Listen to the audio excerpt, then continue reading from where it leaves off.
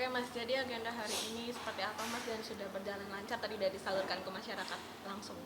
Ya, jadi hari ini tadi kita datang ke lokasi banjir di RW 1, Kelurahan Bangka, dan sekaligus juga melihat musola Nurul Huda yang kemarin saya renovasi dan baru sempat lihat sekarang gitu aja. Bertemu langsung dengan masyarakat, ada kebahagiaan tertentu dan kangen juga apa gimana sih Mas ya? Kangen lah, dan sama masyarakat yang yang kita datengin tadi, mereka juga apa ya, kayak Mas, ketemu lagi kita di sini, karena bukan cuma sekali, 2 kali kita ketemu mereka, dan dari dulu kita udah sering ketemu. Dan sekarang ketemu lagi tapi dengan suasana mereka habis musibah ya. Iya. Mas Uya, mungkin hal apa sih mungkin yang bisa mendorong untuk melakukan kebaikan? Apa ya? Jadi kalau emang aktif lihat sosmed saya, lihat YouTube saya, mungkin yang saya lakukan kan bukan baru-baru sekarang, udah dari dulu ya. Dan ini rutinitas kita aja dari beberapa tahun terakhir ini. Mas, tadi ada banyak harapan dan doa-doa dari masyarakat juga pengen Mas Ya. Uya balik lagi gitu Mas katanya Ya. Mas. Nah, saya sih serahkan saja sama DPR, sama MKD, dan saya percaya bahwa DPR RI, MKD juga bisa melihat masalah ini secara objektif dan bisa membedakan mana yang video hoax, mana yang fitnah, mana yang beneran, mana yang enggak, dan kita pikir secara objektif, fair mereka bisa melihat itu. Tapi saya tidak mau terlalu berharap banyak, ya saya serahkan saja. Update-annya seperti apa sih Mas? Sudah Nggak ada tahu. sidang? Apa Sampai sekarang saya belum tahu bagaimana update-annya, cuman setahu saya hari ini sudah ada sidang pemanggilan para saksi-saksi ahli dan sebagainya, cuman saya nggak ngikutin juga gitu. Berarti belum ada pemanggilan lagi gitu ya Mas? Belum.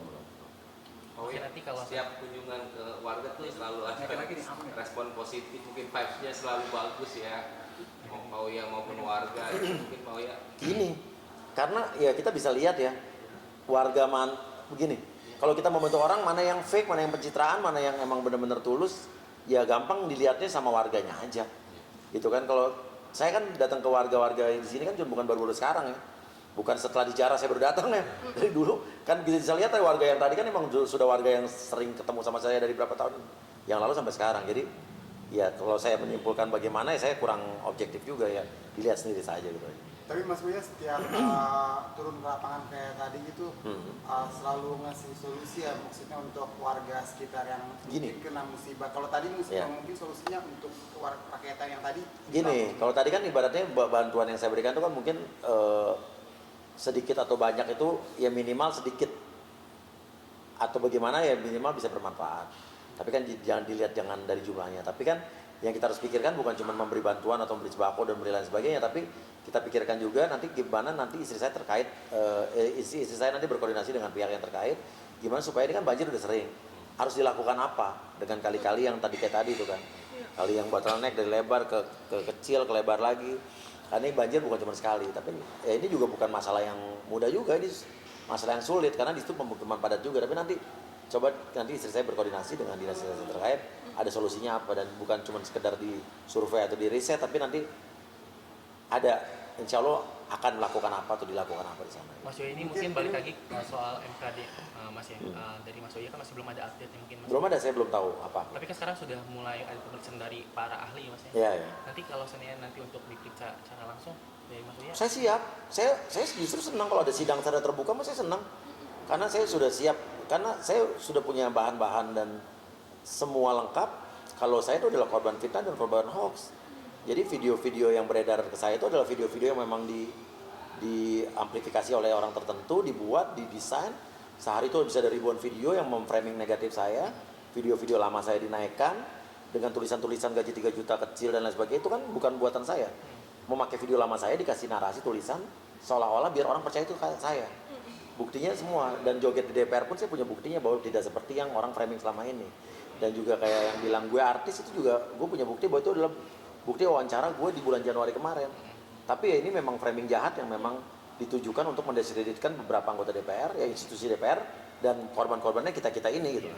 Jadi saya lebih senang ada sidang kayak begini terbuka kan, saksi ahli ada bukti. Jadi masyarakat juga menurut saya harus bisa menerima juga, jangan denial.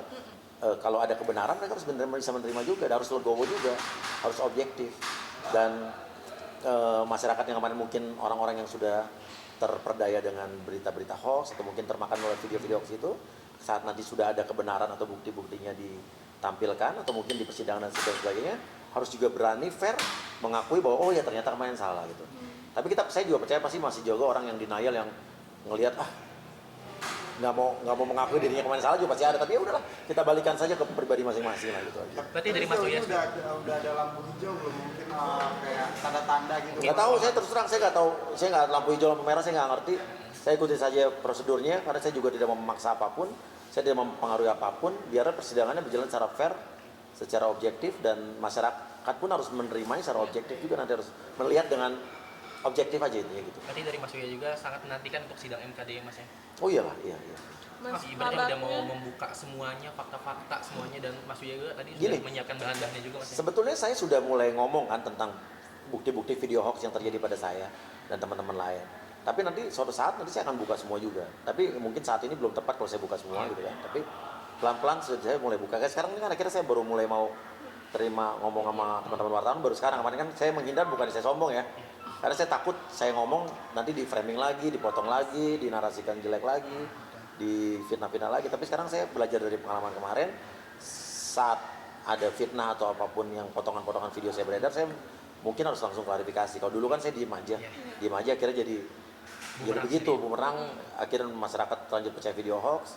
Dan memang selanjutnya mungkin bagaimana saya punya cita-cita agar literasi digital masyarakat kita lebih baik lagi gitu.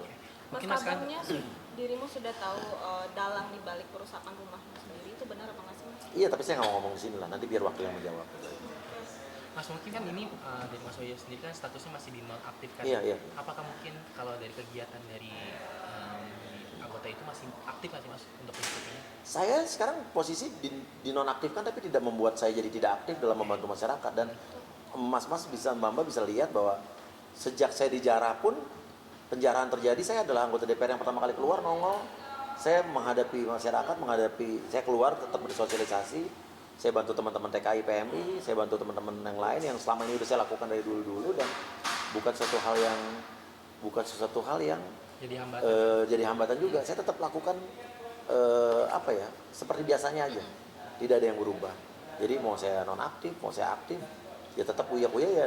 Kalian lihat ya seperti saya sekarang aja kayak ini. Artinya tidak menerima gaji dan tunjangan Ya. seperti ya Mas?